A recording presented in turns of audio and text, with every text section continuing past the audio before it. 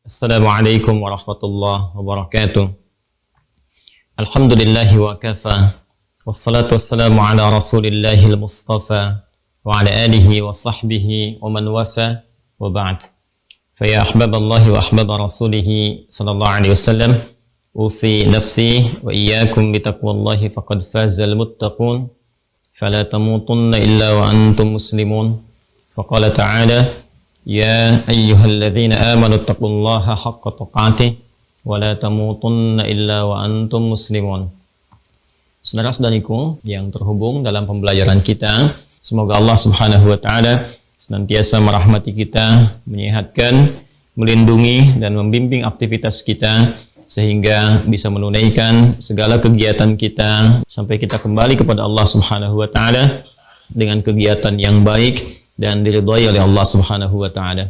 Di antara nutrisi yang dibutuhkan oleh roh atau rohani adalah agama. Karena di agama itu ada menu-menu yang langsung disampaikan oleh Sang Pencipta yaitu Allah Subhanahu wa taala untuk memenuhi kebutuhan rohiyah kita.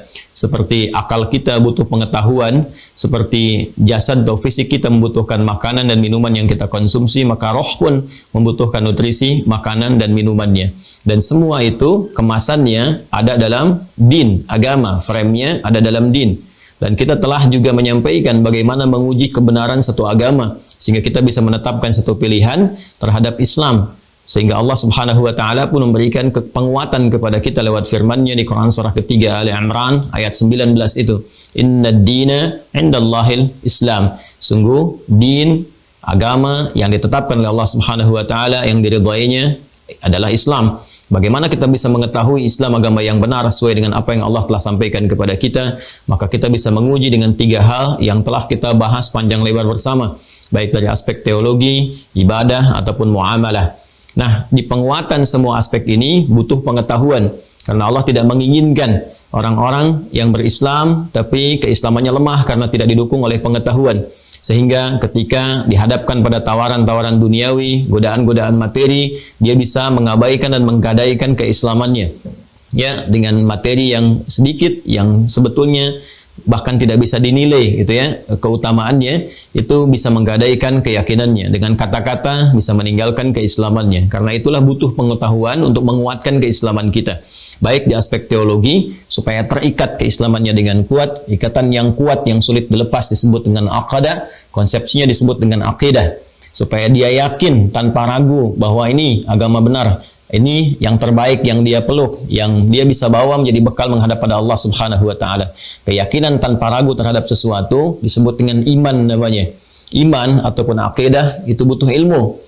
Ya, untuk mendekatkan diri kita kepada Allah Subhanahu wa taala yang memiliki sifat esa, sifat tunggal satu-satunya yang tidak ada dua ataupun seterusnya, tidak bersekutu, tidak beranak, tidak diperanakan, yang sempurna sifat ketuhanannya, mengarahkan segala hal untuk yang satu, mengarah pada yang satu disebut dengan tauhid namanya.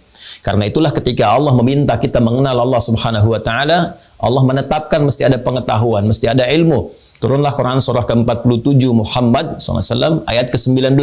Fa'lam annahu la ilaha illallah. Maka ketahuilah, untuk mengetahui itu butuh dasar pengetahuan. Maka kalau kita terjemahkan ke dasar katanya melalui pendekatan ilmu saraf dan balaghah, kita temukan kemudian pemahaman tafsir dari ayat ini, fa'lam, maka haruslah kamu punya pengetahuan. Cepatlah engkau ketahui, miliki bekal pengetahuan yang cukup. Annahu la ilaha illallah, untuk menetapkan dan meyakinkan pada dirimu, kan, punya engkau argumentasi yang kuat untuk menetapkan bahwa tiada Tuhan yang layak untuk disembah, dipertuhankan kecuali hanya Allah saja. Karena itulah para ulama kemudian meresum, mengambil intisari dari pengajaran Al-Quran yang disampaikan melalui hadis-hadis Nabi Sallallahu Alaihi Wasallam, bab yang terkait dengan penguatan iman, sehingga bisa membuat satu ikatan yang kuat dalam jiwa kita, yang mengikat kemudian keyakinan tanpa ragu itu sampai kita bawa pulang, sampai wafat, sampai menghadap kepada Allah Subhanahu Wa Taala. Nah, ilmu yang terkait dengan itu semua disebut dengan ilmu tauhid. Bila kita mengambil makna untuk mengarahkan semua aktivitas tujuan demi Allah yang esa, yang ahad, wahhada yuwahhidu tauhidan, mengarahkan segala hal aktivitas kita untuk menuju pada ridha Allah Subhanahu wa taala. Ya, kemudian keyakinan yang disebut dengan iman, ya, atau ikatan yang disebut dengan akidah, maka ada yang menyebut dengan ilmu akidah. Ya, kemudian ini adalah pemahaman terbesar dalam agama, karena apapun yang kita kerjakan tanpa iman dasar yang pertama, maka tidak punya nilai di hadapan Allah Subhanahu wa taala. Anda ingin bersedekah, membantu orang lain, kan? Atau misalnya ingin berderma atau bahkan menunaikan salat atau bahkan berpuasa tapi tidak ada imannya. Ya, nggak ada akidah yang meresap dalam jiwanya, maka tidak ada fungsinya, tidak ada nilainya di hadapan Allah Subhanahu wa taala. Maka iman menjadi pondasi yang paling dasar, ya, harus diketahui, dipahami, yang paling besar, yang paling utama dalam aspek keilmuan kita. Memahami sesuatu sampai dengan mengerti disebut dengan fikih. Hal yang terbesar, yang paling agung, yang paling harus kita ketahui lebih awal disebut dengan akbar namanya. Maka Imam Abu Hanifah menyebut ilmu ini juga dengan fiqhul akbar. Jadi ada fiqhul akbar, pemahaman yang terbesar dari semua fikih yang harus kita pahami, melebihi fikih-fikih terapan dalam kehidupan. Kemudian terkait keyakinannya disebut dengan iman, ikatannya disebut dengan akidah, arahnya disebut dengan tauhid. Jadi kalau Anda menemukan ilmu tauhid, ilmu akidah misalnya, kemudian fiqhul akbar, ya, ilmu iman, yaitu semua mengarah pada pemahaman yang satu, yaitu pemahaman penguatan pada aspek teologis untuk mendekatkan diri kita secara langsung hubungan akidah dengan Allah Subhanahu wa taala.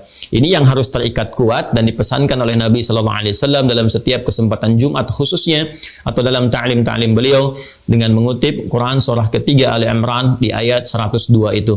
Allah berfirman, "Ya ayyuhalladzina amanu," hai orang-orang yang telah menguatkan iman, telah beriman, ya, telah yakin tanpa ragu dalam jiwanya.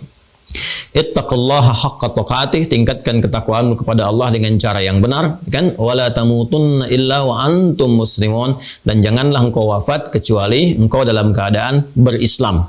Jadi membawa Islam dalam kehidupan kita. Nah, sekarang apa yang dimaksud dengan Islam? Dari Islam itu apa yang kita temukan terkait dengan iman? Dari iman itu nanti kita akan turunkan pokok-pokoknya sehingga terkorelasilah pembahasan kita di subuh ini dengan tema dasar-dasar atau pokok-pokok keimanan. Ini pengantar yang ingin saya sampaikan sampai tiba pada titik pemahaman yang akan kita bahas bersama. Ya, baiklah teman-teman sekalian, sebelum kita masuk kepada uraian tadi tentang turunan Islam sampai ke pokok iman, saya akan bacakan dulu di pembuka kitab supaya ada bagian kitab yang saya janjikan kita mulai bisa baca. Nanti ada kitab-kitab pokok dasar, ada turunan-turunan yang kemudian kita bisa tunjukkan juga, ya. Ini kita akan mulai dengan kitabnya Syekh Sayyid Sabiq, ya, judulnya Al-Aqaid Al-Islamiyah. Ini judul kitabnya, ya, Al-Aqaid Al-Islamiyah, karya Syekh Sayyid Sabiq. Ya, saya sudah sampaikan juga di awal jumpa. Ini nanti akan diuji juga, ya. Jadi pas di ujian itu, yang ujian tulisan, termasuk di lisan nanti kalau tanya jawab, saya akan juga tanyakan kepada para mahasantri, Anda dapat kitabnya dari mana, halaman keberapa, ya, seperti apa, dan sebagainya. Nanti setelah pembahasan ini, saya akan coba juga scan bagian pembahasan kita dan untuk yang selanjutnya, sehingga nanti saat kita tersambung seperti ini, Anda juga memegang kopinya. Ya, jadi nanti kalau saya bacakan Anda ikut baca juga. Jadi kita belajar banyak hal insya Allah, ya. Belajar pemahaman, belajar baca juga kitab secara langsung sehingga bisa diterapkan nanti dan diajarkan kembali kepada kolega-kolega kita. Baik, sekarang teman-teman sekalian kita masuk di halaman yang ke-7, ya, di kitab Al-Aqaid Al-Islamiyah, langsung ke pokok bahasannya. Jadi kalau muqaddimah saya lewati dan ini beberapa poin-poin pembahasannya, kemudian kita akan masukkan kepada aspek yang pokoknya langsung. Bismillahirrahmanirrahim. Al-Islamu imanun wa amal. Ya, Islam itu perpaduan antara iman dan amal. Saya ulangi, ya, Islam itu perpaduan antara iman dan amal. Al-Islamu huwa dinullahi alladhi awhahu ila Muhammadin salawatullahi wa salamuhu alaihi wa huwa imanun wa amal. Islam itu ialah dinullah, din Allah Subhanahu wa taala. Saya lebih berkenan menyebut din, ya, dibandingkan dengan agama. Walaupun agama itu sering menjadi terjemahan kata din tapi tidak mewakili secara keseluruhan. Ya, agama kan dari bahasa Sanskerta, ya. A-nya tidak, agama itu rusak. Jadi konsepsi yang membuat kita itu terjaga dari kerusakan. Bagaimana supaya pandangan tidak rusak, lisan bicara tidak rusak, berjalan tidak rusak, gitu kan? Nah, itu dalam bahasa Sanskerta itu disebutkan dengan istilah agama, ya. Tapi din lebih luas sifatnya daripada itu. Ya, din itu bukan sekedar menjaga kita agar tidak berbuat rusak dalam kehidupan. tapi juga memberikan sebuah konsekuensi dari perilaku penjagaan kita itu untuk mendapatkan penilaian di sisi Allah Subhanahu wa taala. Ya, jadi bukan sekedar misalnya kata-kata kita harus baik, ya, jangan berkata yang rusak, yang kotor. Nah, jadi apa balasan yang didapatkan ketika kita menjaga itu? Itu punya poin di hadapan Allah. Ya, karena itu orang Arab mengatakan kama tadinu tudan. Kama tadinu tudan, sebagaimana engkau berdin, ya kan, berekspresi, bersikap dan sebagainya, seperti itulah engkau akan diapresiasi oleh Allah. Jadi di sini ada feedbacknya, ada timbal baliknya dari Allah Subhanahu wa taala. Ya kan? Allah meminta kita melakukan sesuatu, ya kan? Hak Allah kita penuhi, kewajiban kita untuk mengerjakannya. Tapi timbal baliknya apa sebagai hak kita? Kan keadilan Allah menetapkan hak bersanding dengan kewajiban. Ketika kita mengerjakan sebuah kewajiban, agama itu kan konsepsi kepatuhan antara kita makhluk kepada Allah Khalik, gitu kan? Allah perintahkan, kita kerjakan. Sekarang kalau kita kerjakan, kita mendapatkan apa haknya? Kan ada haqqullahi 'alal ibad, ada haqqul ibad 'ala Allah. Ada haknya Allah dari hamba untuk kita menyembahnya dengan sempurna, ya, itu kewajiban kita. Nanti ada hak kita dari Allah yang diberikan. Ya, karena itulah kemudian konsepsi dalam agama mengatakan kama tadinu tudan. Sebagaimana engkau mengerjakan perintah itu dengan baik, mengabdi kepada Rabbmu, maka engkau pun akan dibalas. Nah, di agama itu konsepsinya hanya sebatas menjaga. Sedangkan dalam din ada frame timbal balik. Ketika kita bisa menjaga semua itu, melaksanakan perintah Allah, menjauhi larangannya, maka ada kemudian apresiasi yang Allah berikan kepada kita. Itu dalam bentuk pahala, ajrun. Itu nilainya nanti di akhirat, bukan dunia. Dunia itu dapat keberkahannya sebagai bekal hidup. Nah, semua pekerjaan kita yang kita kerjakan demi mematuhi Allah, itu dianggap baik oleh Allah kemudian, ya, menjadi saleh. Karena itu perbuatan disebut dengan amal, sifat baiknya disebut dengan saleh. Nah, ini ketika amal soleh dikerjakan punya nilai, nilainya disebut dengan hasanah namanya. Saya ulang ya, supaya lebih kita pahami ya. Dalam din ya, inna dina 'indallahil Islam, Islam itu din kita. Din itu bukan sekedar menjaga kita untuk berperilaku dengan baik, tapi ya, ada akibat yang kita dapatkan, ada feedback timbal balik dari semua penjagaan yang kita lakukan itu, perbuatan kita mendapatkan penilaian dari Allah. Ya, penilaian itu nanti yang melahirkan pahala. Ketika seseorang mengerjakan karena Allah dengan baik, perbuatan dalam bahasa Arab disebut amal namanya. Ketika dinilai baik oleh Allah menjadi saleh, maka dari sini muncul istilah amal saleh. Jelas ya? Nah, amal saleh yang dikerjakan oleh seorang hamba dapat poin dari Allah, dapat penilaian. Poinnya disebut hasanah namanya. Ya? Poinnya disebut apa? Hasanah. Saya coba uraikan begini ya. Ya. Jadi di sini ada aktivitas nih, perbuatan, aktivitas. Apa saja dari mulai bangun tidur sampai dengan tidur lagi, kita beraktivitas di sini. Bahasa Arabnya aktivitas itu amal namanya. Ya. Amal, jamaknya disebut dengan a'mal. Jelas ya? Nah, setiap aktivitas yang kita kerjakan disebut amal. Saat kita kerjakan aktivitas ini mengikuti konsepsi atau petunjuk yang bersumber dari ad-din, ya. Inna ad-dina 'indallahil Islam. Dalam hal ini adalah Islam. Ya. Yang diridhai oleh Allah Subhanahu wa taala. Ini konsepsinya ada di Quran surah ketiga di ayat 19. Baik ya. Nah, semua pekerjaan, aktivitas, amal kita yang mengikuti petunjuk-petunjuk dalam din, kan, dalam syariat, yaitu Islam, maka akan dipandang baik jika benar ketentuannya itu diikuti. Ya, maka disebutlah kemudian pekerjaan yang diikutkan pada petunjuk ad-din dipandang baik oleh Allah dengan saleh namanya. Saleh. Ya. Saya beri contoh misalnya, kita makannya mengikuti ketentuan ad-din. Bagaimana cara makan yang baik, ya kan? Menyebut apa saat akan makan, bagaimana adab yang kita jaga saat makan. Ya, maka ketika kita ikuti tuntunan ad-din ini, pekerjaan kita bukan sekedar amal, bukan sekedar rutinitas, ya, bukan cuma makan untuk menghilangkan lapar, tidak. Tapi itu akan dianggap baik, saleh. Oleh siapa? Oleh Allah. Ketika pekerjaan itu dianggap baik, dia punya nilai di sisi Allah. Punya nilai. Nilainya disebut dengan hasanah namanya. Ya, nilai kebaikannya. Nilai kebaikannya disebut dengan hasanah. Nah, hasanah ini punya poin. Ya, poinnya setiap kebaikan itu 10. Ada 10. Ini paling pokok, paling dasar. Ya, paling minimal sedikitnya 10 poin. Ya, dari mana ditemukan konsepsi ini? Ada di Quran surah ke-6 Al-An'am ayat 160. Lihat ya, ini semua dari Al-Quran ya yang saya turunkan, bukan pendapat-pendapat atau utak-atik sesuatu, tidak. Tapi kita turunkan supaya mudah dipahami. Ya. Nah ini dapat poinnya 10, konsepsinya ada di Quran surah ke-6 ayat 160. Ini dasar firman penguatnya. Allah langsung yang sampaikan. Man jaa bil hasanati falahu asyru amsalihha. Siapa yang mengerjakan satu perbuatan punya nilai hasanah, artinya soleh perbuatannya, maka ditetapkan mendapatkan 10 poin nih. Ya.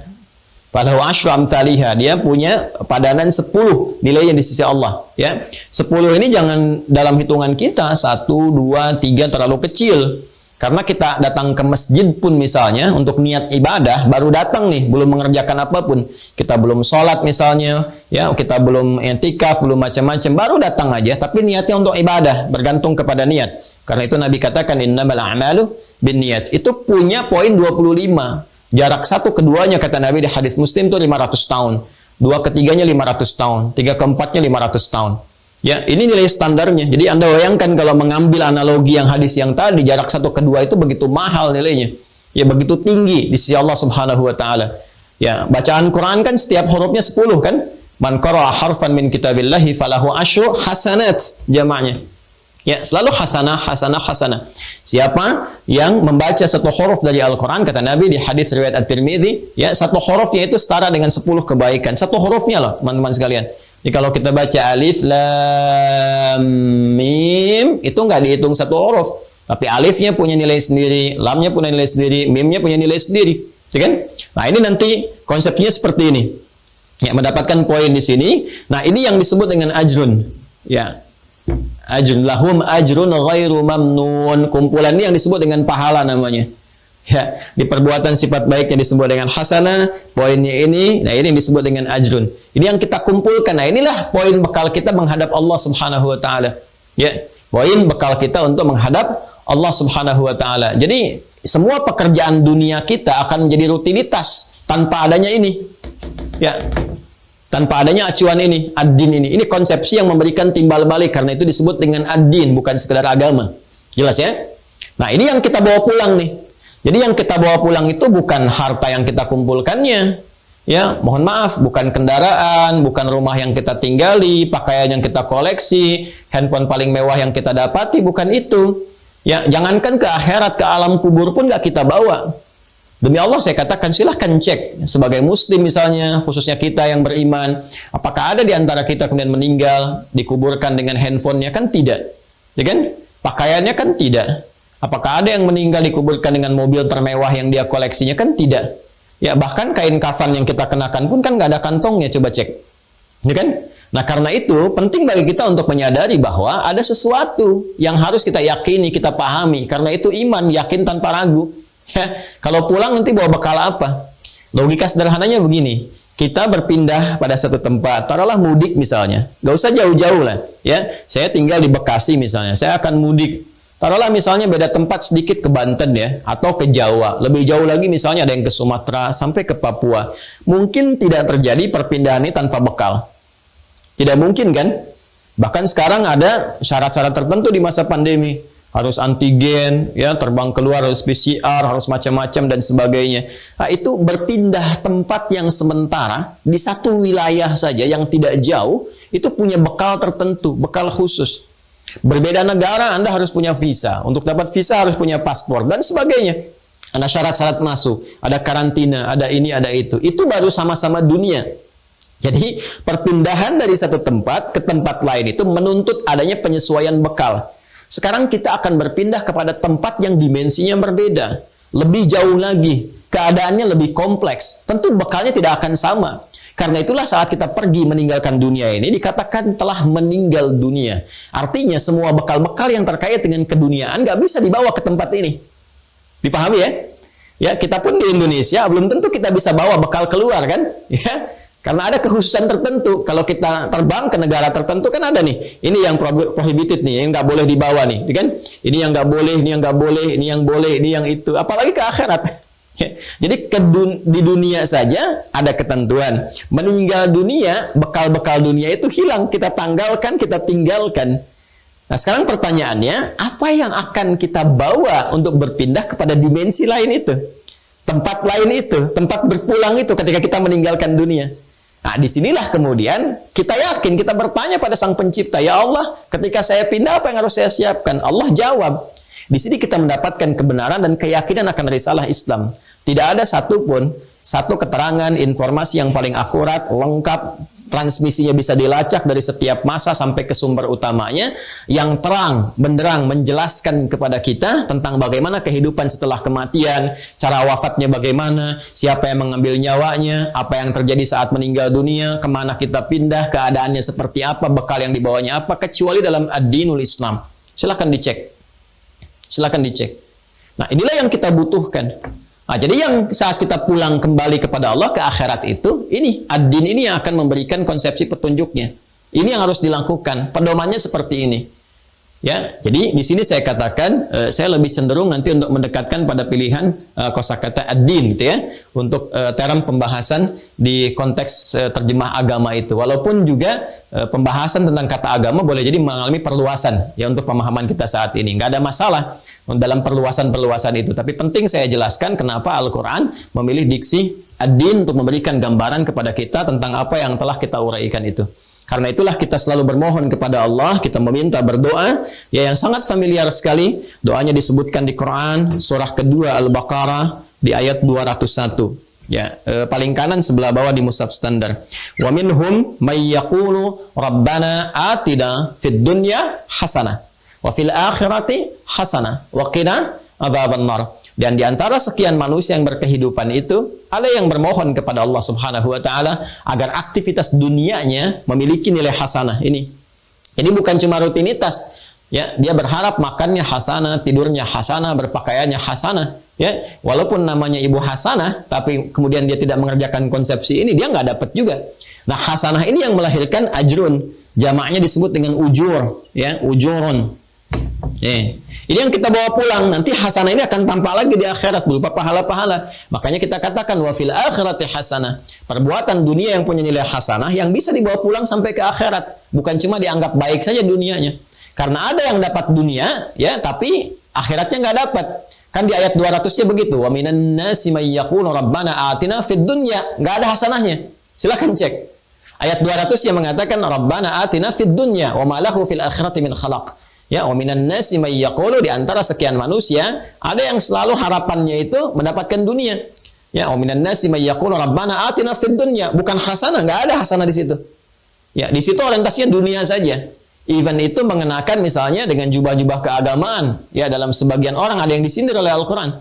Ya, jangan ada orang-orang yang mengejar dunia tapi mengenakan perangkat agama, gitu kan? Ada juga bahkan orang-orang yang tanpa perangkat agama ya dunia saja sampai menyimpulkan di tempat terakhirnya. Wa may yuhlikuna ila dahru. Tidak ada yang bisa menghancurkan, menghabisi kehidupan kita kecuali masa berakhir saja. Nah, itu konsepsi materialistik, kehidupan duniawi ya, yang barangkali menghinggapi sebagian dari kalangan manusia. Bagi orang beriman tidak. Wa minhum may yaqulu rabbana atina fid dunya hasanah wa fil akhirati hasanah wa qina adzabannar. Ketika ini terkumpul banyak, terkoleksi luar biasa, maka kesolehannya akan terkumpul, menepi dan mengikis kesalahannya. Jadi konsepsinya hasanah ini akan nanti ditimbang. Ini yang ditimbang teman-teman sekalian. Kalau di hadis Muslim lewat sahabat Abu Hurairah, kata Nabi, tu'khadhu min hasanati, ya. Jadi ini diambil dari kebaikannya, akan dipasangkan nanti dengan keburukannya. Kalau di sini hasanah baik, lawannya su nanti, su, ya. Ini keburukannya nanti menjadi sayyiat jamaknya, sayyiat. Ya, sayyiat. Ya, jadi ini bentuk tunggalnya kalau berbuat salah sekali, ini su namanya. Dia ada amal saleh, nilainya hasanah, ada amal salah, ini su disebutnya oleh Quran. Misalnya Quran surah keempat An-Nisa, kan? Di ayat yang ke-17. Ya, innamat taubatu 'alallahi lilladzina ya'maluna su'a bijahalatin. Ini su. Ya, kemudian Quran surah ke-12 Yusuf ayat 53. Ya, wa ma ubarri'u nafsi innan nafsa la'amaratun bis-su' illa ma rahima rabbi. Jadi kalau su'nya jadi banyak, jadi sayyiat namanya.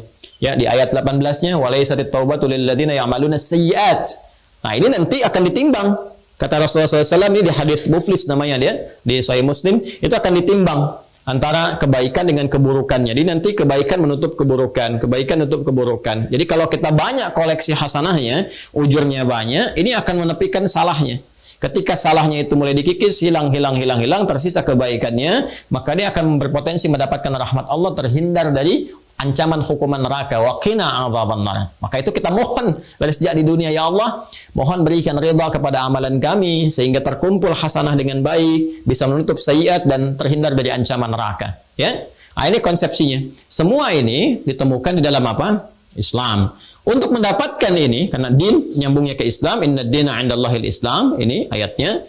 Nah, sehingga untuk mendapatkan ini semua dan kita punya keyakinan yang kuat disebut tadi dengan iman, kan? Kita harus mengacu pada panduan pokok yang disampaikan dalam din kita. Apa itu? Islam. Karena itulah Islam mengatur tata kelola kehidupan kita, bahkan dari bangun tidur sampai tidur lagi. Ya, saya sering katakan dan tanyakan kepada Anda semua, silahkan Anda bandingkan dan ditemukan di mana ada din di muka bumi ini, di dunia ini, yang kita dapatkan pengaturan, pedoman kehidupannya yang dibawa dari din itu, dari mulai bangun tidur sampai tidur lagi. Ya, di Islam kita temukan, silahkan cek, bangun tidur kita sudah punya arahan. Begini caranya, lewat doa itu kan, seperti saya pernah sampaikan. Doa itu bukan hanya kalimat yang menjadikan perbuatan jadi ibadah. Bukan hanya itu. Tapi isi doa itu bimbingan kita bagaimana mengerjakan perbuatan yang sedang kita lakukan itu. Ya, bangun tidur kita punya doanya. Bahkan akan tidur pun doanya beda dengan bangun tidur. Makan kita punya doanya sendiri. Ya, berpakaian punya doanya sendiri. Masuk toilet ada doanya. Keluar toilet ada doanya. Masuk masjid, bekerja, keluar masjid dan sebagainya. Semua ada doanya. Ya, bahkan urusan mau meninggal pun ada bimbingan doanya, ya kan? Masya Allah gitu. Jadi semuanya tersusun dengan sangat sempurna ini. Nah, konsepsi berislam ini, teman-teman sekalian, ini setidaknya harus terpenuhi dua hal yang paling pokok. Jadi pedoman dalam Islam itu ada dua yang paling utama, ya, yang membimbing kita mendapatkan apa yang telah kita uraikan tadi. Nah, di Syekh Said Sabiq menyebutkan dalam kitab Al-Aqaid Al-Islamiyah, ya, itu dua pokok ini disebut dengan imanun, okay, wa amal. Ya, iman dan amal. Jadi kalau kita menyebutkan Islam, orangnya disebut dengan Muslim. Pernah saya ajarkan dulu kan? Kalau ada formulasi I-A, pasti orangnya MUI. Ya, ingat ya, kalau ada I-A, ya, A-nya panjang di ujungnya. I-A, orangnya itu MUI, rumusnya MUI. Ya, nanti ada dalam waktu dekat insya Allah ada buku saya, pembelajaran bahasa Arab cepat. Ya, nanti insya Allah akan disampaikan kepada teman-teman pembelajaran bahasa Arab cepat. Nanti kita tunjukkan, ya. IA seperti contoh Islam, kan? Iman, ihsan. Nah, orangnya pasti MUI. Ya, Islam, Muslim, iman, mukmin, ihsan, muhsin, ikhlas, mukhlis. Jelas, gampang ya? Baik ya, gampang ya. Nah, ini teman-teman sekalian, kembalikan ke sini. Nah, dalam konsepsi kita berislam dan kita disebut Muslim, itu nggak akan lepas dari ini. Jadi kalau kita mau berislam, benar Islamnya, maka perpaduan iman dan amal itu harus tersemai dan tertanam kuat dalam diri kita. Nggak mungkin orang Islam itu nggak ada iman, itu mustahil. Ya, nggak mungkin orang beriman itu nggak ada amalnya. Ya, itu pun mustahil gitu. Jadi keduanya itu pasti saling bersatu. Karena itulah Said Sabiq menyatakan al-Islamu imanun wa amal. Islam itu konsepsinya harus menyatukan, memadukan antara iman dengan amal. Ya, al-Islamu dinullahi alladzi auhahu ila Muhammadin salawatullahi wasallamu alaihi. Ya, Islam itu adalah din. Ini dia, din. Terjemah kita sebut dengan agama, gitu kan? Din yang Allah wahyukan risalahnya kepada Nabi Muhammad sallallahu alaihi wasallam. Ya, jadi diberikan definisi terlebih dahulu kalau kita ingin mengatakan tadi kan konsepsi yang benar kata Allah, din yang benar itu Islam. Bagaimana kita bisa menemukan Islam? Maka dijawabkan oleh beliau, disampaikan untuk menemukan Islam itu kita lihat ya, bagaimana Allah menyampaikan risalah, kepada siapa risalah Islam itu disampaikan. Maka diterangkan wa dinullahi alladzi auhahu ila Muhammadin sallallahu alaihi wasallam. Jadi din Islam ini adalah din yang diwahyukan oleh Allah Subhanahu wa taala, diberikan bekal risalahnya kepada Nabiyuna Sayyidina Muhammad sallallahu alaihi wasallam, kepada Nabi Muhammad sallallahu alaihi wasallam. Maka kita lacak bagaimana Rasulullah SAW mengajarkan kepada kita tentang nilai-nilai keislaman. Ya, konsepsinya seperti apa. Dihimpun oleh para ulama, ajaran Nabi itu mengumpulkan dua hal ini. Ya, kalau kita ingin berislam, petunjuk dari Rasulullah SAW, maka pokoknya adalah iman, kemudian apa? Amal. Seperti apa turunannya? Nah, kita bacakan kembali. Ya. Wa huwa imanun wa amal, dan yang dimaksud Islam itu adalah perpaduan antara iman dengan amal. Nah, ini nanti yang saya terangkan di awal itu sebetulnya saripati dari kitab ini pun sudah saya terangkan. Ya, karena itu seringkali dalam ta'lim saya sebetulnya menyampaikan saripati, intisari, dan kalau Anda merujuk ke kitab, Anda akan temukan dari beberapa referensi-referensi kitab. Hanya saya awalkan untuk pengenalan gitu ya. Kadang-kadang ada yang suka bertanya, Ustaz, kitabnya di mana, referensinya di mana gitu ya. Nanti kita dalam pengajaran khusus ini kita buka satu persatu. Baik, kita teruskan. Wal imanu yumathilul aqidah. Ya, sedangkan iman itu tergambar dalam akidah. Ya, makanya saya sering katakan dari awal kan, ya, di pembuka kita, kalau kita temukan kata iman, itu nafasnya sama dengan akidah. Wal imanu yumathilul aqidah, sedangkan iman itu adalah representasi atau senafas dengan akidah. Jadi kalau kita sebutkan iman, kemudian kita dapatkan kalimat akidah, itu punya makna yang sama. Ya, jadi kalau iman dari sisi kekuatannya, keimanannya tanpa ragu, keyakinan tanpa ragu, nah itu yang mengikat dalam diri kita. Kita ikat pada jiwa kita ikat dalam hati kita, maka ikatannya itu disebut dengan akidah. Jadi kalau ada kata iman, kata akidah, itu adalah penamaan dengan makna yang sama. Ya. Wal usul allati taqumu 'alaiha syara'i'ul Islam wa anha tanbathiqu furu'uhu. Dan inilah pokok dasarnya. Ya, pokok dasar dari syariat-syariat, amalan-amalan dalam Islam, yang dari sini kemudian terpancar semua pancaran-pancaran amal atau turunannya. Maksudnya apa? Maksudnya, tadi kita katakan dari awal, Islam itu pokoknya ini, dasarnya yang pertama, iman. Kemudian buahnya ini dipadukan dengan amal. Seperti ini. Nah, iman ini pokoknya teman-teman. Iman ini pokoknya.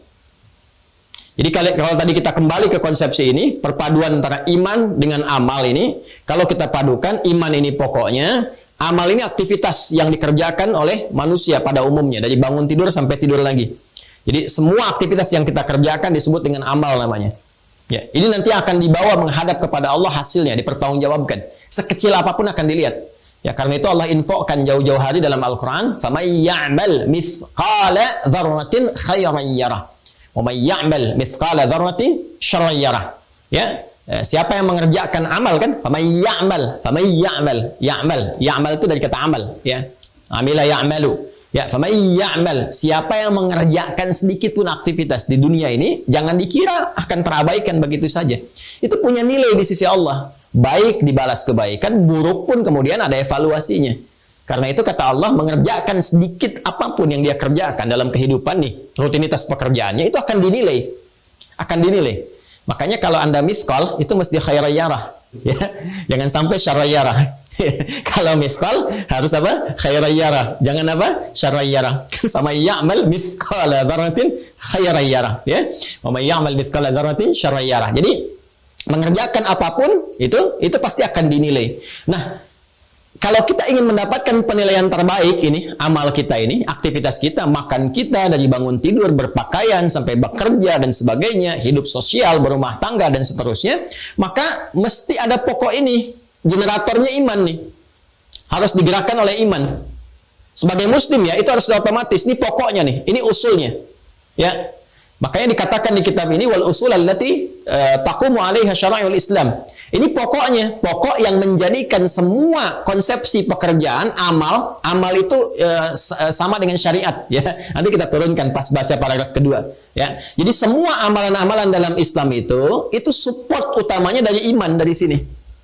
Jadi kalau kita mengaku Muslim, agama kita Islam, maka semua gerakan kita, aktivitas kita itu ada generator yang menggerakkan, harus imannya yang menggerakkan dia. Ya, semua, bahkan perilaku kita, perilaku tubuh kita. Karena itu di dalam Al-Quran seringkali kita dapati anggota tubuh kita ini sebelum beraktivitas, berperilaku, itu disebutkan dulu ini generatornya, pokok imannya.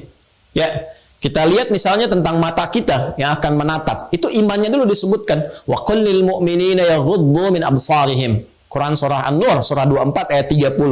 Demikian untuk perempuan ayat 31-nya. Wa qul lil mu'minati yaghdudna min absarihinna. Katakan pada perempuan-perempuan di ayat 31 yang punya iman. Imannya dulu disebutkan. Ayat 30-nya katakan Muhammad SAW pada para laki-laki yang beriman, yang punya iman, imannya dulu.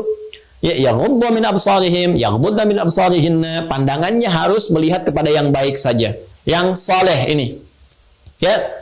Jadi kalau ada yang terlihat itu tidak baik dalam ukuran Allah, dalam ukuran ad-din di sini nih, ya, din yang berdasarkan petunjuk dari Allah, maka ghaddul basar, palingkan. Demikian lisan, ya ayyuhalladzina amanu la yaskhar qaumin qaum. Hai orang-orang yang merasa telah punya iman, imannya dulu disebutkan, la yaskhar qaumin qaum, jangan saling mencela. La yaghtab ba'dukum ba'dha, jangan bikin hoax. Ya, betapa banyak di Al-Qur'an yang dimulai dengan kata iman, iman dulu, iman dulu, iman dulu. Sampai ibadah pun pakai iman dulu. Ya ayyuhalladzina amanu kutiba alaikumusiyam, sebelum puasa iman dulu. Alladzina yu'minuna bil ghaib wa yuqimunas shalah, sebelum salat iman dulu. Jadi semua pekerjaan kita itu akan punya nilai kalau ada imannya. Kalau ada iman. Makanya iman, akidah itu yang paling menentukan. Jadi sepanjang orang punya perbuatan baik pun dalam konsepsi dunia. Ingat ini ya, dalam konsepsi dunia, dia suka menolong, kan, bantu orang lain, dia ramah dan sebagainya. Tapi nggak ada iman, ini nggak bisa dibawa bekal ke akhirat. Perbuatan-perbuatan dunianya. Karena tadi, konsepsi dasarnya, kita pindah alam, pindah dimensi, bekalnya beda. Bekal akhirat tuh imannya, ini pokoknya. Jadi ini baru punya nilai kalau ada ini. Tapi kalau ini nggak ada, maka hukumnya akan terbatas pada dunia saja. Dan keadilan Allah, kalau Anda tanya, di mana keadilan Allah? Allah adil. Karena Anda mengerjakan perbuatan untuk dunia saja, maka dibalasnya pun di dunia. Adil kan? Ya. Anda punya pekerjaan untuk yang sekarang saja, tidak menyiapkan untuk besok. Balasannya kan yang sekarang. Ya. Anda kalau nggak lembur, digajinya kan gaji yang biasa saja. Kalau lembur, baru dikasih lembur kan? Masa Anda nggak lembur pengen minta balasan lembur? Kan tidak. Ya kan? Nah, Anda yang mengerjakan pekerjaan dunia pun, keadilan Allah menjadikan dibalas tuh di dunianya, diberikan semua apa yang dia kerjakan balasannya di dunia. Sepanjang dia niatkan untuk dunia saja. Kasus ini pernah ditanyakan oleh Sayyidah Aisyah Ummul Mukminin radhiyallahu taala anha, ya kan, kepada Rasulullah SAW, ya Rasulullah, ada si fulan orang baik, kan? Namun dia belum beriman, dia mengerjakan kebaikan, suka bantu ini, donasi itu. Maka bagaimana status dia dalam pandangan Allah di akhirat, bagaimana? Ya kan? Kalau ada sikap yang seperti ini. Maka Nabi kemudian diberikan oleh Allah Subhanahu wa taala informasi lewat turunnya satu ayat di Quran surah ke-25 Al-Furqan. Ayat 23. Ya. Quran surah 25 ayat 23. Ini harus hafal ini ya. Nanti Anda kalau ditanya bagaimana kalau ada orang yang non muslim atau dia belum beriman, saya kan dia banyak berbuat baik, apakah tidak punya nilai di hadapan Allah kebaikannya? Apakah masuk neraka? Ya kan? Dan sebagainya. Nah, ini jawabannya ini. Anda bisa katakan dulu, alhamdulillah pertanyaan Anda itu sudah diwakili oleh Sayyidah Aisyah 15 abad yang lalu. Kan? Nah, jadi agak terlambat sebetulnya itu ditanyakan ya. Tapi kita bisa jawab. Saking adilnya Allah, Allah membalas semua itu. Allah berfirman, wa qadimna ila ma 'amilu min 'amalin faj'alnahu haba'an manthura. Wa qadimna ila ma 'amilu min 'amal. Nah, solehnya nggak ada di situ. Solehnya nggak ada, karena soleh itu baru muncul kalau ada iman. Baru amalnya. Ya, wa qadimna ila ma 'amilu min 'amalin. Dan jika pun ada seorang hamba tapi dia belum beriman, kan? Tapi dia banyak berbuat baik, maka kami akan balas dengan cepat. Itu qadimna, kami dahulukan, kami percepat. Diapresiasi, boleh jadi hartanya bertambah. Dalam konsepsi dunia kan begitu hukumnya. Ya, kalau Anda ingin kaya kan bekerja, kan? Membangun relasi, itu gampang sekali. Tapi kalau ingin berkah dalam kekayaan, isi dengan iman. Beda. Kalau ingin pintar, Anda belajar. Ya, tambah pengetahuan. Kalau ingin berkah dalam pengetahuan, Anda beriman. Jelas ya? Nah, itu bedanya. Jadi jangan Anda adukan kepada Allah, ya Allah, saya sudah beriman. Kenapa saya nggak kaya juga? Ya, Anda kerja nggak? Anda serius nggak? Sungguh-sungguh nggak? Iman menghadirkan keberkahan, ketenangan, dan pahala. Ini kan? Kesungguhan Anda melahirkan apa yang Anda ingin harapkan dalam konsepsi dunia. Kalau ada orang belum beriman, aktivitasnya kencang dalam urusan dunia, walaupun baik, kata Allah, kami balas dengan sifat-sifat dunia. Ya, kami apresiasi, dianggap baik dia, ya disebut sebagai orang baik, naik sebagai pahlawan, dan sebagainya. Istilah baik-baik, ya. Dan itu sangat adil Allah. Cuma ketika Anda nggak punya bekal akhirat, keadilan Allah pun harus diterapkan. Masa nggak punya bekal akhirat diberikan pahala akhiratnya? Kan nggak mungkin. Ya, hamba yang lain akan mengadu, ya Allah, lalu apa faedah iman kami kalau begitu? Ya, Karena itu kemudian Allah menetapkan urusan akhirat, ini basicnya ini iman. Ya, ini iman. Karena itulah teman-teman sekalian, ya ini begitu penting bagi kita, karena ini pokoknya, ini dasarnya. Ya, ini pokoknya, ini dasarnya. Ini akan menjadikan timbangan setiap amalan punya nilai di hadapan Allah Subhanahu wa taala. Jadi, ini bagian pertama, ini yang harus terikat dalam diri kita. Karena itu disebutkan oleh Sayyid Sabiq dengan kalimat al-imanu yumathilul aqidah. Ya, jadi iman inilah adalah gambaran ikatan yang kuat yang harus tertanam kuat dalam diri kita, dalam jiwa kita. Ini nanti akan memberikan sebuah respon, sinyal-sinyal kepada seluruh anggota tubuh kita untuk bersikap. Ya, Anda akan merasakan sendiri, akan beda kok. Kalau sudah berislam benar, pasti ada sinyal iman. Nah, lemah ataupun kuatnya bergantung dari sini nanti. Ya. Nanti kalau kita sudah ngaji pokok akidah, 6 pokok, ya 6 pokok itu kita sudah ngaji, baru kita ambil hadisnya. Nanti saya akan pindah ke hadis Al-Bukhari. Kitab yang kedua, kan ada 97 topik pembahasan disebut dengan kitab. Kitab pertamanya Bad'ul Wahyi, kitab keduanya nanti Kitabul Iman. Nah, supaya iman sinyalnya ini kuat, kan biasanya kan semua sinyalnya beda-beda. Anda kan kalau punya handphone kan nggak semua sinyalnya kuat tuh, ya. Kalau Anda misalnya mohon maaf ya, kalau sinyal sedang lemah kan Anda akan nyari-nyari ya. Ya, kadang-kadang saya unik juga ya, Allah tampakkan karakteristik spiritual kita itu lewat perilaku kita tuh. Ya, tapi anehnya kadang nggak konsisten. Urusan dunia bisa tajam akalnya, urusan akhirat tuh bisa lemah gitu. Ya, saya bingung juga kadang-kadang kok bisa terjadi. Anda kalau sedang lemah sinyal tuh, handphone kan cari sinyal kan. Nelpon nampak keluar, sampai ngasih ekspresi, kamu ini kalau bisa begini-begini, padahal orangnya nggak ada di depan. Ya, kamu ini lihat nggak sih tangannya begini tuh, tapi orangnya nggak ada. Ya, terus dia bisa cari sinyal tuh, cari sinyal sana sini, sampai dia menemukan sinyal yang kuat. Sampai dia katakan, sebentar ya, sinyalnya lemah, aku keluar dulu. Ya kan? Nah, Allah kan telah tebarkan semua sinyal hidayah, ada yang lewat telinga, lewat mata, dengar adzan, lihat orang sholat, lihat orang baca Quran, lihat orang beribadah macam-macam. Kemudian orang yang punya iman pun dikasih sinyal lewat amal, dikuatkan. Nanti ada 57 hadis Nabi sallallahu alaihi wasallam di Kitabul Iman di Sahih Al-Bukhari yang membimbing kita untuk mendapatkan penguatan sinyal. Nah, itu harus kita cari. Masa sinyal dunia kita cari-cari sampai ganti handphone, dicas dengan baik. Agama yang membawa keabadian kita di akhirat, mempertaruhkan muara hidup kita yang terakhir, kenapa nggak pernah dicas? Kan? Kenapa nggak pernah dikuatkan sinyalnya? Nah, ini kembali ke sini. Nah, jadi semua hal ini akan bergantung kepada pokok. Kita ikat kuat. Ikatan inilah yang disebut oleh Sayyid Sabiq dengan mengatakan al-imanu yumathilul aqidah. Ya, wal usul allati taqumu alaihi syara'il Islam, dan pokok yang menjadi pokok tumbuhnya semua amalan punya nilai di hadapan Allah dalam konsepsi Islam. Jadi kalau nggak ada ini akan jadi rutinitas amalnya. Al-amalul adi. Ya, amal rutinitas, perbuatan rutin saja yang tidak punya nilai di hadapan Allah. Belum tentu salah. Ya, kalau kita makan dari yang halal itu kan mohon maaf halal nih, saya uang dapat 5.000, saya belikan makanan, ya kan? Tapi saya nggak ikuti petunjuk makannya berdasarkan cara Islam. Bagaimana cara makan yang baik, ya? Khudh biyaminika ma yalika, ambil dengan tangan kananmu yang paling dekat denganmu, sambillah sebut nama Allah sebelum makan, ya kan? Kita bacakan bismillahirrahmanirrahim atau bismillah, atau kita bacakan Allahumma barik lana fima razaqtana wa qina adzabannar dan sebagainya. Ya, kita ucapkan itu, kita lakukan, dapat nilai hasanah 10 poin. Nggak kita lakukan, walaupun makanan itu baik, halal, nggak punya nilai, rutin saja. Al-amal rutin, al-amalul adi, pekerjaan rutin. Kalau diambil dari yang haram, amal salah jatuhnya, dosa. Ya, jadi kalau kita nggak kerjakan petunjuk Islam, walaupun hasil yang kita dapatkan baik, itu nggak punya nilai pahala, juga nggak jatuh dalam dosa. Jadi standar saja, nggak punya nilainya biasa. Jelas ya? Jadi yang dimaksudkan, ini pokok yang darinya ya akan terpancar segala amalan-amalan dan punya nilai dalam Islam yang disebut dengan hasanah tadi. Jelas ya? Wa anha tanbathiqu furu'uhu, dan darinya kemudian ada muncul cabang-cabangnya. Nanti cabang-cabang iman ini nanti memunculkan satu ranting-ranting cabang-cabang yang berupa amalan tadi. Makanya kita katakan al-Islamu imanun wa amal. Jadi dalam Islam itu konsepsi dasarnya pokoknya adalah iman, dari iman melahirkan amal. Jadi nggak mungkin orang iman nggak beramal. Ya, sebaliknya orang beramal menjadi saleh tanpa iman pun tidak mungkin. Karena itu di Quran dua-duanya dipadukan. Iman menjadikan amal menjadi saleh. Jamaahnya disebut salehat.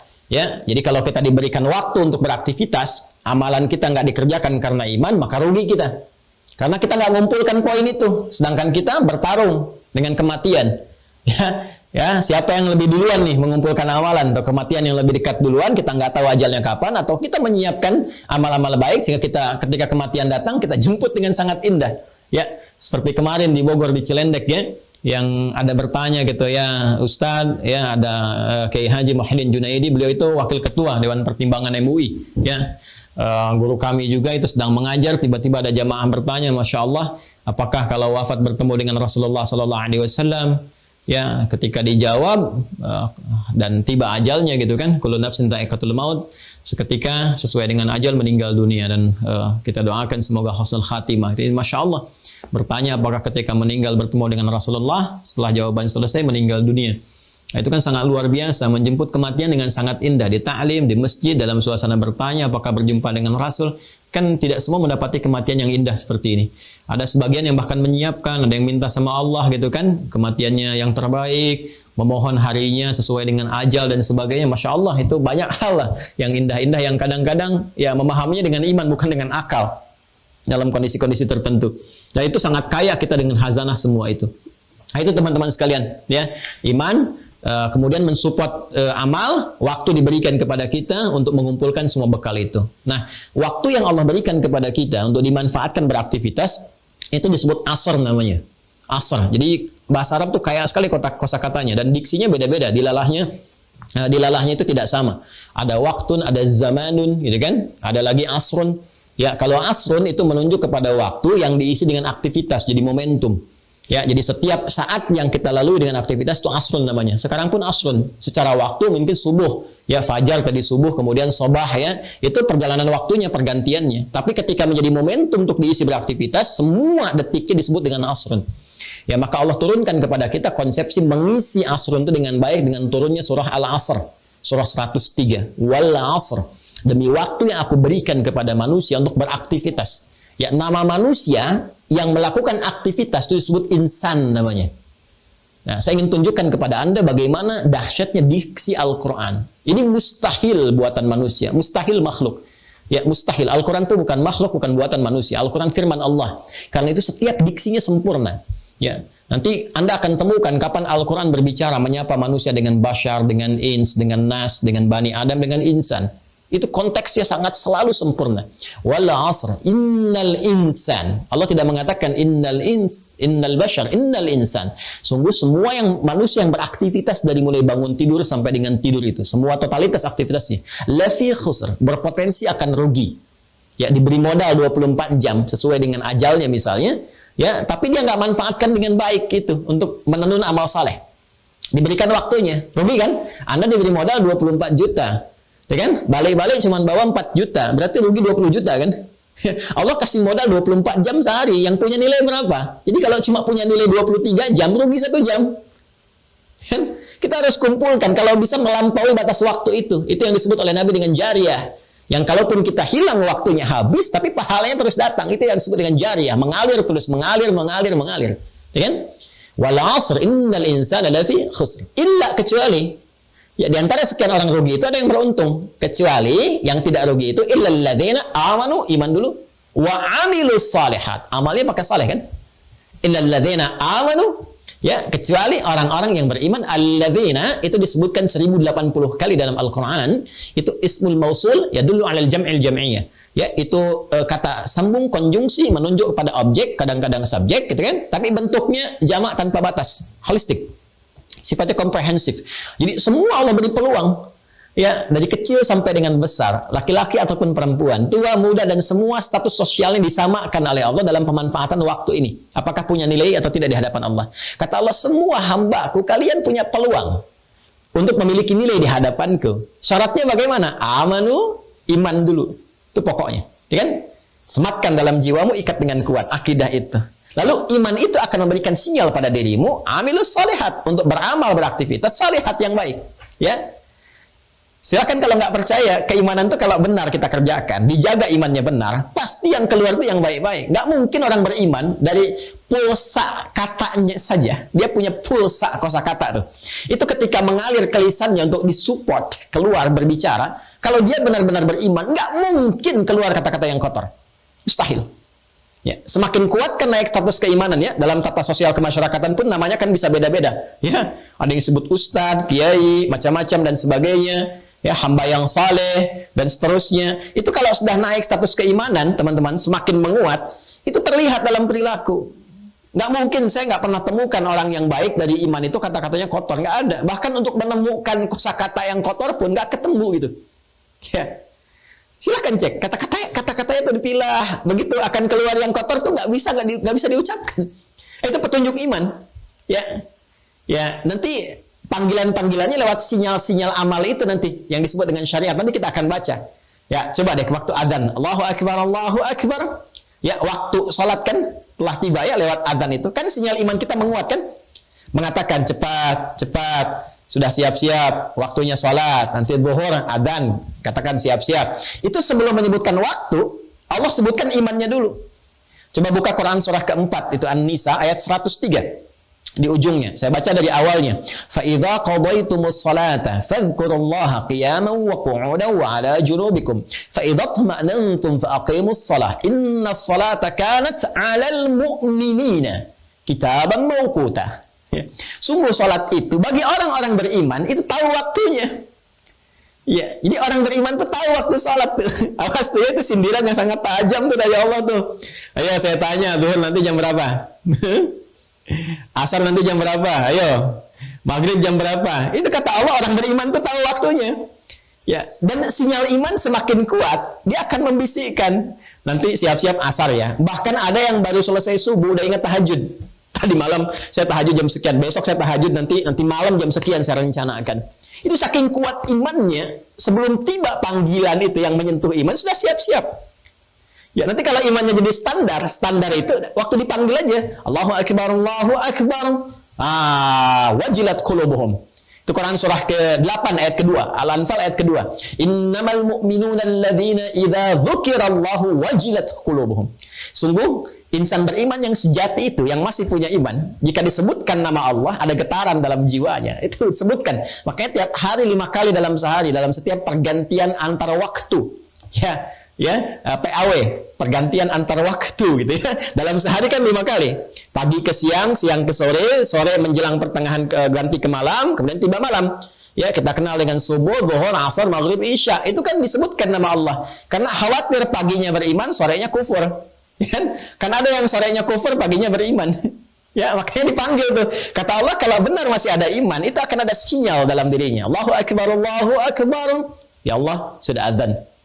Ya. Nanti penguatannya bergantung kepada aspek amalannya. Paham ya?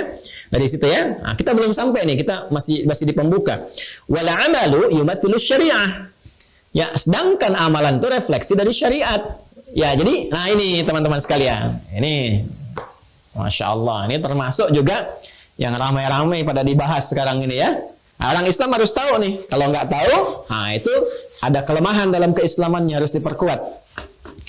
Kalau menentang, dipertanyakan keislamannya. Ya, ini sudah konsepsi dasar ya. Konsepsi dasarnya begitu. Secara ilmiah kan demikian. Ya. Di kebangsaan kan juga begitu. Warga negara Indonesia tahu dasar negaranya. Dasarnya adalah Pancasila, gitu kan? Jelas kan? Nah, kemudian kalau dia tidak tahu, berarti pengetahuan tentang kenegaraannya lemah. Perlu ditambah lagi, kan? Tapi kalau dia misalnya tidak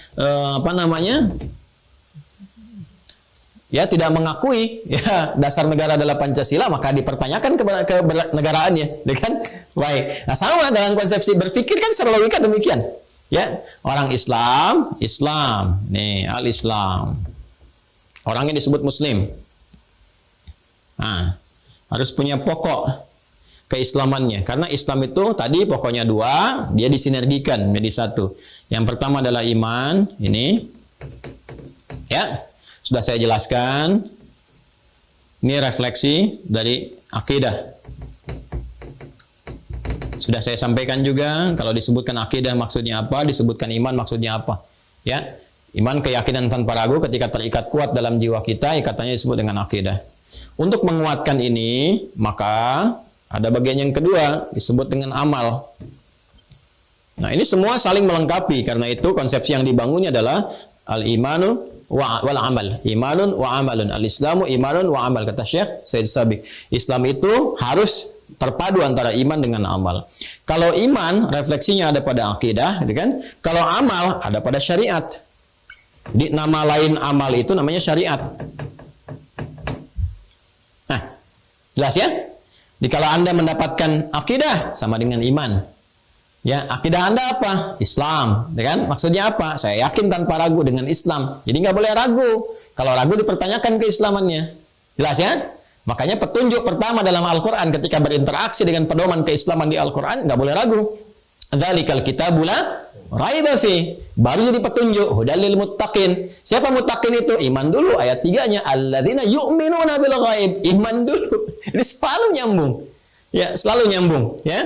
Nah, ini teman-teman sekalian, kemudian perpaduannya dengan amal. Amal itu nama lainnya apa? Syariat. Refleksinya ada pada syariat. Ya, syariat itu dari kata syara'a. Ya, syara'a lakum minad din. Ini syariat. Ini akar utamanya dari kata syara'a. Jalan yang luas terbentang. Ya, jalan yang lebar, luas terbentang. Jalannya, ya jalannya. Jadi kalau kita ke Arab ada namanya syariah. Ya, Syari Ahmad Soekarno, misalkan Jalan Ahmad Soekarno. Ya, misalnya di lebar, luas, tekan boulevard dan seterusnya. Yaitu syara'a. Satu konsepsi petunjuk yang memberikan jalan kepada kita untuk mengabdi, beribadah kepada Allah dan membuktikan keimanan kita lewat amalan itu namanya syariat. Jelas ya? Ini pokok keimanannya. Saya yakin denganmu ya Allah. Ya, saya menetapkan kau sebagai Tuhan. Allah tanya, buktinya apa? Ya kan? Buktinya apa? Lalu kita balik nanya, loh, ya Allah bagaimana cara membuktikannya? Ah, seperti ini jalannya kata Allah. Kalau kamu memang beriman kepadaku, buktikan. Begini jalannya. Nah, jalannya itu disebut syariat namanya. Ya, syariat. Syariat itu nampak lewat apa? Lewat amal. Ini. Jelas ya? Maka Islam itu pasti menggabungkan antara iman dengan amal, akidah dan syariat, iman dan syariat, akidah dan amal. Nggak mungkin orang Islam nggak bersyariat, mustahil. Ya, jadi kalau ada orang menolak syariat Islam, dipertanyakan keislamannya, karena semua konsepsi amal dalam Islam disebut syariat. Disebut syariat. Jadi semua pembuktian keimanan kita itu kepada Allah disebutnya syariat pembuktiannya. Ya, syara'a lakum minad din. Allah memberikan syariat dalam setiap konsepsi agama di setiap masa. Ini cara pembuktiannya, jalannya seperti ini. Nah, karena itu nanti ketika kita gabungkan ini teman-teman sekalian, iman dengan amal, konsepsi keyakinan dengan syariat, maka akan nampaklah dalam pokok keislaman kita. Apa pokok keislaman kita itu? Ketika kita ikrarkan, ya, saya mengatakan ya Allah, saya komitmen, saya bersaksi ya Allah, saya ini muslim, saya menuhankan Engkau ya Allah. Saya beriman kepadamu dan saya komitmen akan menjalankan jalan-jalan syariat, jalan-jalan mengabdi kepadamu. Ya, tunjukkan kepada saya ya Allah bagaimana saya melakukannya. Maka Allah infokan, Allah sampaikan kepada kita. Ya, terangkan misalnya dalam Al-Quran, Quran surah ke 20 Thaha, ayat ke-14. Ya, ini bahkan disampaikan kepada nabi-nabi sebelumnya konsepsi dasar ini. Ya. Ini kisah kepada Nabi Musa alaihissalam. Nanti Isa alaihissalam juga demikian. Ya, Ibrahim demikian. Nuh alaihissalam juga demikian. Ismail demikian. Semua nabi-nabi itu konsepsi dasarnya sama semua. Membawa risalah yang sama di akidah. Walaupun secara syariat nanti jalan-jalannya sesuai dengan masanya. Ya, nanti kan cara sholat kita akan berbeda dengan sholat-sholat sebelum kita. Ya, dan sebagainya. Sesuai dengan kebutuhan masa-masanya. Ya, tapi akidahnya sama, serupa, jalannya juga disesuaikan dengan keadaan umatnya masing-masing, tapi konsepsi yang sama menuju kepada Allah Subhanahu wa taala. Perhatikan kalimatnya. Innani anallah, la ilaha illa ana. Nih, konsepsi iman yang pertama. Untuk menetapkan engkau beriman, ya, engkau menyaksikan, berkomitmen dengan baik, ya. Ya, maka engkau katakan la ilaha illallah. Innani anallah, la ilaha illa ana. La ilaha illallah. Innani anallah, kata Allah, sungguh akulah Allah. Tanpa ragu sedikit pun. La ilaha illa ana, enggak ada Tuhan selain aku. Fa'budni. Maka buktikan komitmen la ilaha illallah itu, fa'budni, dengan menyembahku. Ini menyembah Allah itu lewat syariat, nih jalannya. Fa'budni, maka buktikan itu lewat syariat dengan ibadah. Fa'bud, ya, abada ya'budu, fi'il amarnya u'bud, fa'bud, ya, sifatnya disebut dengan ibadah, namanya disebut dengan ibadah. Jadi ibadah itu adalah jalan pembuktian kita akan keimanan kepada Allah. Jadi kalau kita yakin dengan Allah, la ilaha illallah, kan? Tiada Tuhan selain Allah, kan Allah itu bukan sekedar nama bagi Tuhan, ya, yang menetapkan satu Tuhan dan menepikan yang lainnya. Tuhan yang hak bukan sekedar itu, tapi juga punya arti al-ilahul ma'bud, yang berhak untuk disembah. Jadi ketika kita mengucapkan siapa nama Tuhanmu? Allah. Di situ ada dua makna. Allah itu punya dua makna. Satu, menetapkan Allah sebagai satu-satunya Tuhan, tidak ada yang lain. Yang kedua, komitmen untuk menyembahnya, karena punya makna penyembahan yang disembah. Allah itu al-ma'budul haq. Ya. Maka kata Allah, fa'bud, buktikan dengan menyembah aku. Ya, fa'bud, jadi kata ibadah. Maka ibadah itu adalah jalan untuk membuktikan iman kita kepada Allah. Jalan ini disebut dengan syariat.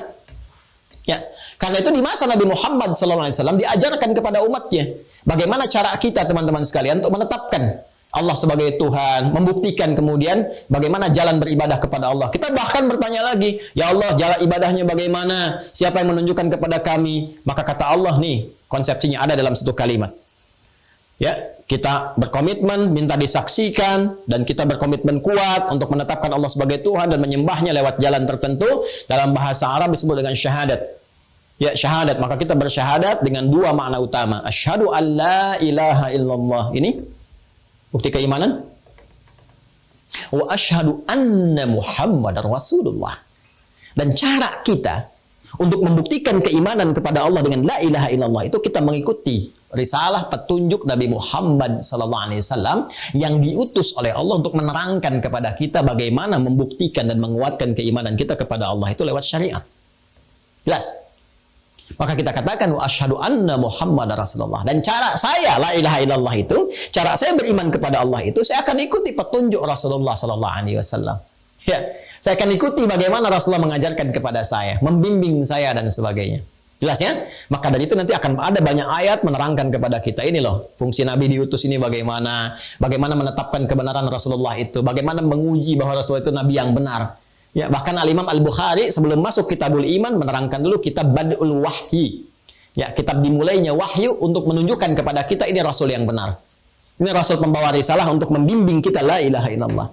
Maka jalannya lewat apa? Lewat syariat. Syariat bentuknya apa? Ibadah. Karena itulah dalam Islam setelah iman ada ibadah. Coba setelah kita mengatakan dalam Islam ya, asyhadu an la ilaha illallah wa asyhadu anna Muhammadar Rasulullah, syahadat. Nih, kunci pertamanya. Jadi ketika kita menetapkan saya Muslim, ya, saya menetapkan Islam sebagai din saya, sebagai agama saya, maka pokok pertama terpenuhi tidak? Apa itu? Iman. Ya, pokoknya harus diikat dalam jiwa kita. Bagaimana mengikatnya? Asyhadu an la ilaha illallah. Jelas? Maka kita ucapkan bersyahadat, berkomitmen untuk bersaksi asyhadu an la ilaha illallah. Ya, lalu bagaimana cara asyhadu an la ilaha illallah itu? Wa asyhadu anna Muhammadar Rasulullah. Ya, saya minta dibimbing ya Allah. Saya turunkan Rasul. Saya pilih Nabi. Silahkan dibimbing lewat Nabi ini, Rasul yang mulia ini. Begini caranya berislam dengan baik. Maka Nabi memberikan jalan kepada kita. Jalan itu disebut dengan syariat. Syariat itu membimbing kita untuk ibadah. Karena perintah syariat itu isinya ibadah. Ya, innani anallahu, kembali ke Quran surah 20 ayat 14. Innani anallahu la ilaha illa ana fa'budni. Ya, sembah aku. Ya, kita minta contoh bagaimana caranya ya Allah, gitu kan? Maka sejak zaman dulu Allah katakan cara menyembahku ini yang pokok. Wa aqimis sholata lidzikri, salat. Karena itu dalam syariat Nabi membimbing kita untuk salat. Ya. Ada yang terkait harta supaya jadi ibadah, supaya punya nilai jadi amal saleh, ada zakat konsepsinya. Ya kan? Ada siam, puasa yang pokok-pokok. Ada haji dan umrah. Ya. Tuh lihat. Yang ini tujuannya untuk menghubungkan kita dengan Allah sehingga terkoneksi dalam setiap aktivitas. Yang ini mengelola harta supaya jadi nilai ibadah sebagai jalan pengabdian kepada Allah. Yang ini adalah momentum untuk evaluasi bagaimana kita mengelola diri kita dengan baik, ya, meningkatkan sholatnya, mengelola zakatnya, menurunkannya menjadi amalan sunnah seperti infak, sedekahnya. Makanya dalam puasa itu meningkat, sholatnya dari yang fardu jadi sunnah, tuh kan? Bahkan yang semula tidak terjadi. Ya, para ibu bahkan sudah naruh sajadah ya sebelum maghrib untuk tarawih tuh, padahal tarawih itu sunnah cuma di Ramadan kan. Meningkat tuh, zakat meningkat. Dulu ada orang minta di depan mata belum tentu dikasih, sekarang yang nggak kelihatan pun dicari-cari, berapa yatim di sini, di mana fakirnya dan sebagainya. Ini penggabungannya. Puncaknya penyatuan antara ibadah fisik dengan harta disebut dengan haji ataupun umrah. Ya, kalau sholat itu di fisik saja tidak menggunakan harta, Ya, kemudian pada konsepsi dasarnya zakat itu dengan harta, kemudian digabungkan keduanya misalnya dalam haji dan umrah, fisik dan harta bergabung sekaligus. Dilatih semua dan puncaknya di sini kita disatukan semuanya. Ini pokok-pokok keislamannya. Maka kita kenal semua pokok-pokok ini setelah mengucapkan syahadat, kita ingin membuktikan keimanan kita kepada Allah, dibimbing oleh Rasulullah, nih pokoknya kerjakan yang ini. Kalau kamu kerjakan, maka benar pembuktian keislamanmu. Ini yang pokok, yang dasar. Pokok dalam bahasa Arab disebut dengan rukun namanya. Pokok dasar dalam bahasa Arab disebut dengan rukun. Maka kita kenallah istilah rukun Islam. Ya, nah kalau ditanya rukun Islam ada berapa? Ada 5 kan? Coba lihat. 5 kan? Pertama apa? Syahadatin. Syahadu an la ilaha illallah wa syahadu anna Muhammad Rasulullah. Refleksi apa itu? La ilaha illallah itu. Syahadu an la ilaha illallah. Refleksi iman. Pokoknya ini. Ini dasarnya ini yang paling utama nih. Ya, jadi kalau Anda kerjakan sholat, zakat, puasa, haji, nggak ada iman, nggak ada nilai. Karena ini pokok dasarnya. Ya, kemudian setelah kita bersyahadat, bagaimana jalan pembuktian syahadat kita dianggap benar oleh Allah? Ya, lewat syariat, jalannya disebut dengan syariat. Ya, makanya muncul istilah syariat Islam. Apa bentuk syariat Islam itu? Ada yang pokok, yang rukun. Ya, sebagai pengabdian langsung kita kepada Allah. Apa yang pokok-pokok itu? Ini salat. Makanya semua risalah keislaman dari awal sampai dengan Nabi Muhammad SAW sampai kita sekarang, ini yang pokok ini nggak lepas. Silahkan cek. Nabi-nabi sebelum kita juga, sebelum Nabi Muhammad juga, ya sebelum Nabi kita, saya katakan tadi, Nabi-nabi sebelum Nabi kita itu Nabi Muhammad SAW, semua punya risalah salat. Nabi Isa salat. Salat beliau, Quran surah ke-19 Maryam, ayat 31 sampai 33. Nabi Musa salat, Quran surah 20 Toha ayat ke-14. Ya, Nabi Ismail salat, bahkan minta keluarganya salat. Wa kana ya'muru ahlahu bis-shalah, Quran surah 19 Maryam ayat 55. Nabi Zakaria salat, bahkan meminta keturunan kepada Allah lewat salat di mihrabnya Maryam alaihissalam. Quran surah ketiga Ali Imran di ayat 38 sampai dengan ayat 39. Ini salat itu sudah ada konsepsinya untuk mendekat kepada Allah. Cuma nanti syariat tata cara pelaksanaannya disesuaikan dengan keadaan zaman masing-masing. Ya. Ada zakat itu sudah ada, zakat haji sudah ada dari dulu, puasa ada. Kan Anda kenal istilah puasa Nabi Daud kan? Nabi Isa puasa, Nabi Musa juga puasa. Silahkan ada semuanya. Ya, cuman kan kesesuaiannya dengan masa umat masing-masing. Jumlah rakaatnya, waktunya umat Nabi Musa kan beda dengan kita, kan? Ya, nilai dan kualitasnya juga berbeda. Ya, tergantung keadaan umat maka disesuaikan. Cuman pokoknya ada, syariatnya ada, jalannya ada. Jadi kalau kita berkata syariat dalam berislam itu pokoknya apa? Ini yang 5. Ini yang disebut syariat Islam. Jadi kalau ada orang mengatakan saya Muslim tapi saya merasa tidak wajib menjalankan syariat Islam, dipertanyakan keislamannya. Ya. Anda sebetulnya Muslim atau tidak gitu, ya kan? Nah ini dasar. Jadi kalau yang paling dasar saja ya tidak bisa dipahami dengan baik, maka ini menunjukkan kelemahan dan kita doakan gitu kan.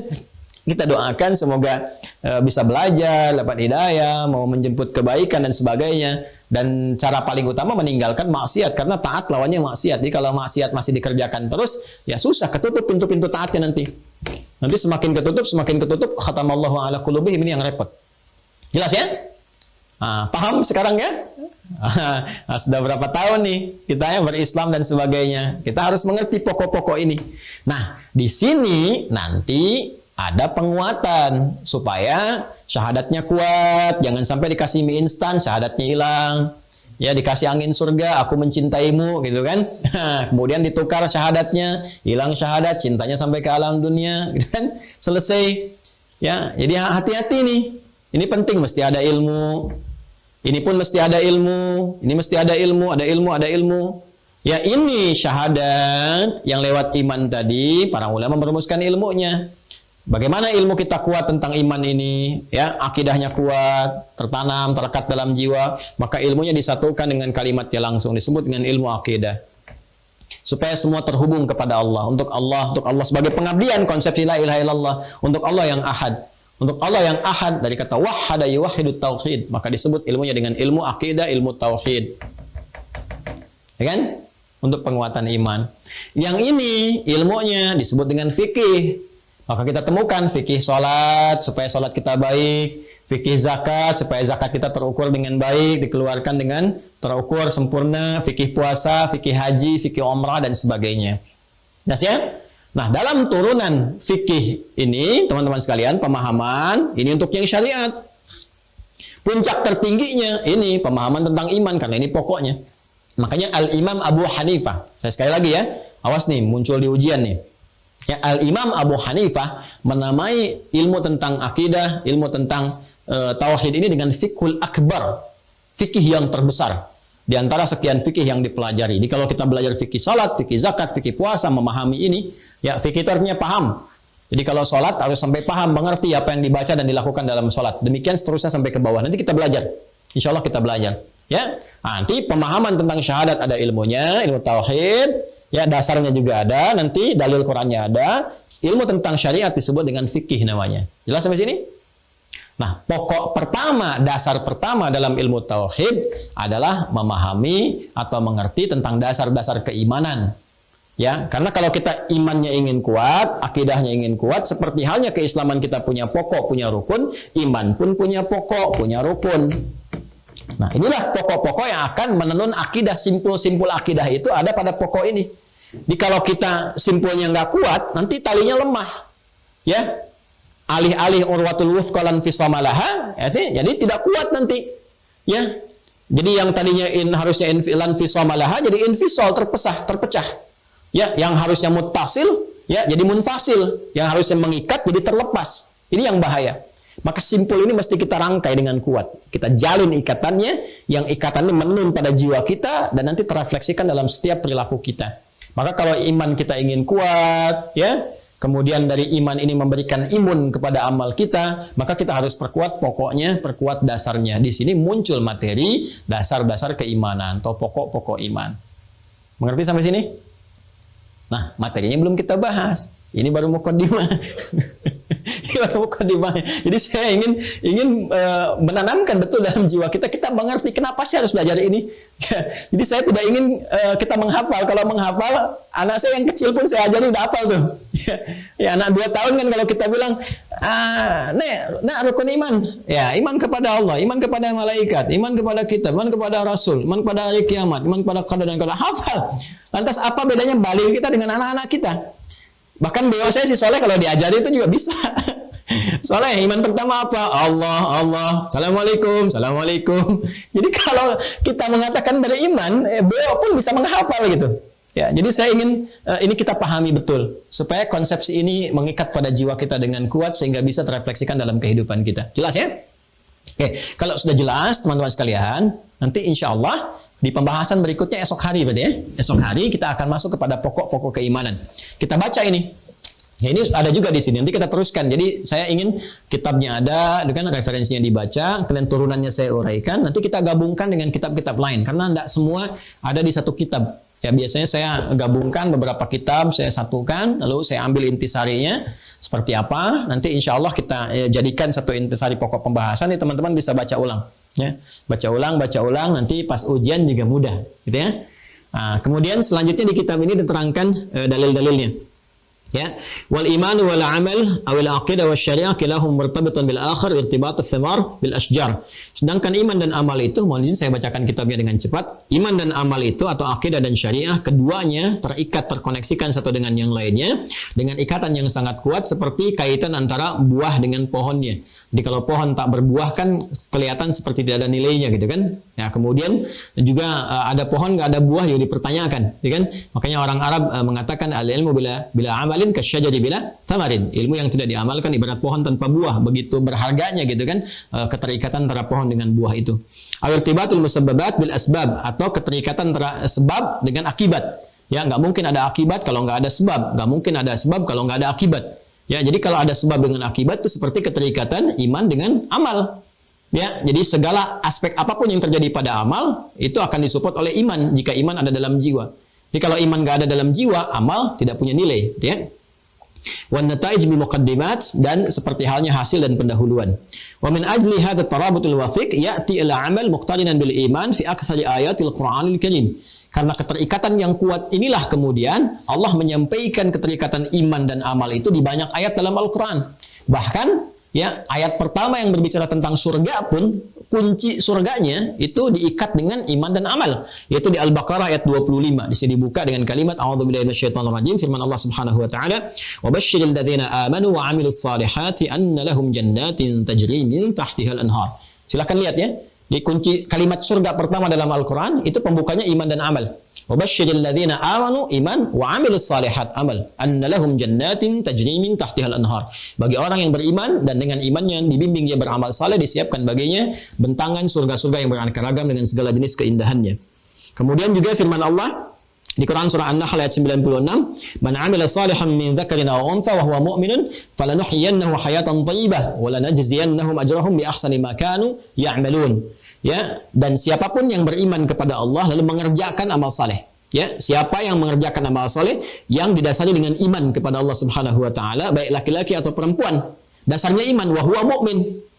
Nah, ini ada rahasia besar di sini ya, teman-teman. Nanti kita akan kuatkan dengan hadis. Karena kalau kita belajar benar penguatan hadis, dampaknya besar sekali. Ya, kata Allah begini, ini sindiran tajam ya buat saya, buat Anda, buat kita semua. Kata Allah, "Falanuhyiyannahu hayatan thayyibah." Kami akan berikan kehidupan yang baik. Ya, jadi terisi kehidupannya itu dengan segala hal yang baik, hayatan thayyibah. Jadi orang beriman itu hidupnya pasti akan baik. Pekerjaannya baik, perilakunya baik, hartanya baik, ya, segalanya berjalan baik. Nah, jadi kalau ada sesuatu yang belum baik dalam kehidupan kita, boleh jadi kita perlu penguatan-penguatan di aspek keimanan. Ya, mungkin yang salah bukan hartanya yang kurang, bukan kedudukannya yang belum tinggi, mungkin imannya yang belum kita kuatkan. Karena Allah sudah berjanji, dan janji Allah itu hak. Innallaha la yukhliful mi'ad. Allah nggak mungkin menyalahi janji. Ya, manusia bisa berjanji, bisa mengingkari. Ya, kau yang mulai, kau yang mengakhiri. Kau yang berjanji, kau yang mengingkari. Tapi kalau Allah sudah berjanji, nggak mungkin diingkari. Ya, Quran surah ketiga Al-Imran ayat 9. Innallaha la yukhliful mi'ad. Allah nggak mungkin mengingkari janji. Jadi nanti kita akan kuatkan dengan pendekatan Sahih Al-Bukhari. Ada 57 hadis kitabul iman namanya. Ya. Kemudian walanajziyannahum ajrahum bi ahsani ma kanu ya'malun. Kami akan balas di akhirat karena iman mereka itu, ya, amal solehnya dengan pahala yang lebih baik dari apa yang mereka pernah kerjakan di dunia ini. Jadi dikasih bonus di dunia ini dengan kehidupan yang baik, di akhirat diberikan pahala limpahannya. Ya, demikian juga ayat-ayat yang lainnya teman-teman sekalian, termasuk di surat Maryam ayat 96 juga, innalladzina amanu wa 'amilus solihati sayaj'alu lahumur rahmanu wadda. Ya, sungguh orang-orang yang beriman dan beramal soleh itu akan dijadikan oleh Allah yang Maha Pengasih itu, ya, tertanam dalam jiwanya rasa kasih yang sangat dalam.